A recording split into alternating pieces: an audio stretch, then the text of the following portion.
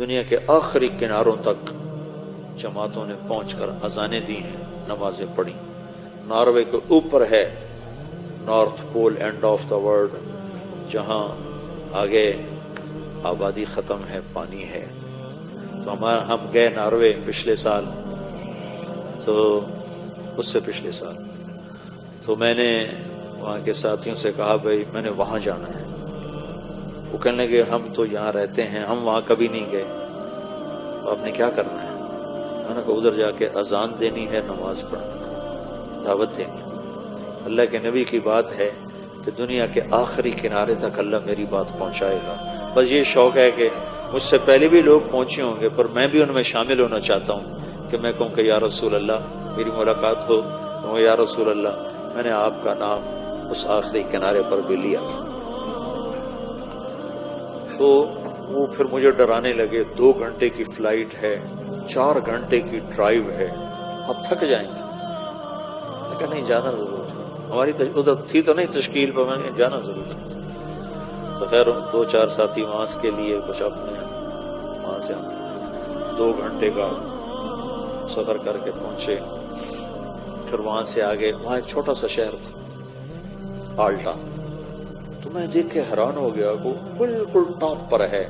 وہاں 2 مہینے سورج نکلتا نہیں، دسمبر جنوری، اور 2 مہینے سورج ڈوبتا نہیں، جون جولائی، یہ 2 مہینے ڈوبتا نہیں۔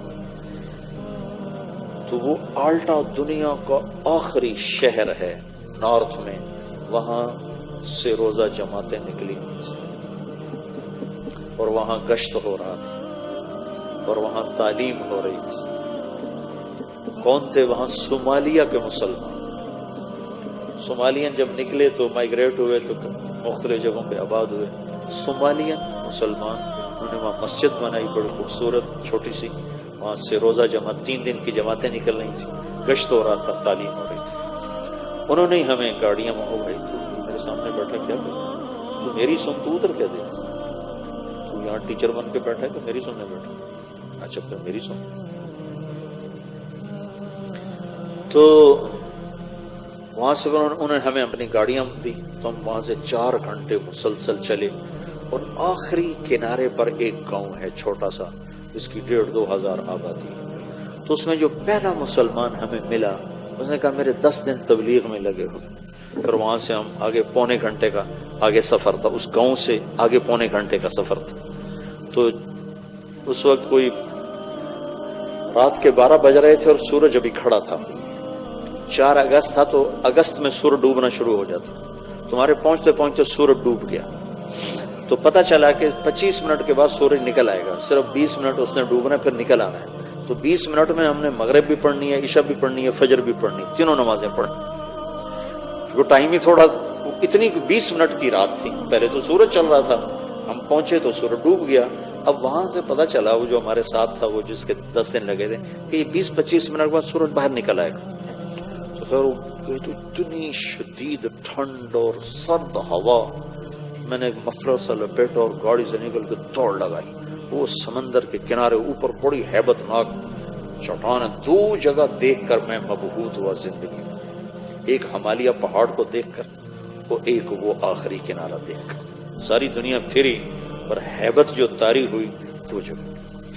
جا رہے تھے ہم کھٹمنڈو سے ڈھاکہ، تو کیپٹن نے اعلان کیا کہ آج سب آپ لوگ بڑے خوش قسمت ہیں، ہمالیہ پہاڑ پورے سال میں صرف 10 دن کے لیے چوٹی ننگی کرتا ہے، سارا سال یہ بادلوں سے ڈھکا رہتا ہے، 10 دن اکٹھے نہیں ہوتے، کبھی 1 دن، کبھی مہینے کے بعد 1 دن، کبھی 2 مہینے کے بعد 1 دن، ایسے۔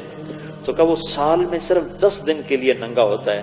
آج ہمالیہ پہاڑ سے بادل کوئی نہیں، آپ دیکھ سکتے ہیں۔ آپ یقین مانو، میں ادھر بیٹھا تھا، اعلان سن کے ادھر گیا دوسری کھڑکی طرف، تو دیکھ کر میں ایسے ہو، ایسی ہیبت میرے اوپر طاری ہوئی۔ والجبال اوتادا، اور ہم نے پہاڑوں کو کیل بنا کے گاڑ دیا۔ اس دن مجھے پتا چلا کہ جس کے کیل اتنے بڑے ہیں وہ خود کتنا بڑا ہوگا۔ اور ایک وہ آخری کنارہ دیکھ کر میرے اوپر ہیبت طاری ہوئی، میں نے آسان دی زور سے، ہوا سرد، پھر ایک چھوٹا سا وہاں انہوں نے ہال بنایا تھا گرم، جس میں وہ ٹورسٹ آ کے بیٹھ جاتے تھے، وہاں آ کر جلدی سے چادریں بچھائیں اور پہلے مغرب کی نماز پڑھی۔ نماز پڑھ کے سنتیں نہیں پڑھی کہ ڈر لگ رہا تھا کہ سورج نہ نکلے، پھر ساتھ ہی عشاء کی نماز پڑھی، عشاء کی نماز پڑھنے کے ساتھ ہی پھر فجر کی اذان تھی اور 2 سنتیں پڑھ کر پھر فجر کی نماز پڑھی۔ پھر میں نے بیان کیا، میں نے کہا اللہ سارے کام پورے ہو گئے، تیرے نبی کا پیغام ان ہواؤں نے سن لیا، لوگوں کو تو ہم سنا نہیں سکتے، ان کی زبان نہیں آتی۔ تو چھوٹی سی مسجد سے چلنے والی محنت کو اللہ تعالیٰ نے دنیا کے آخری کناروں تک پہنچا دیا۔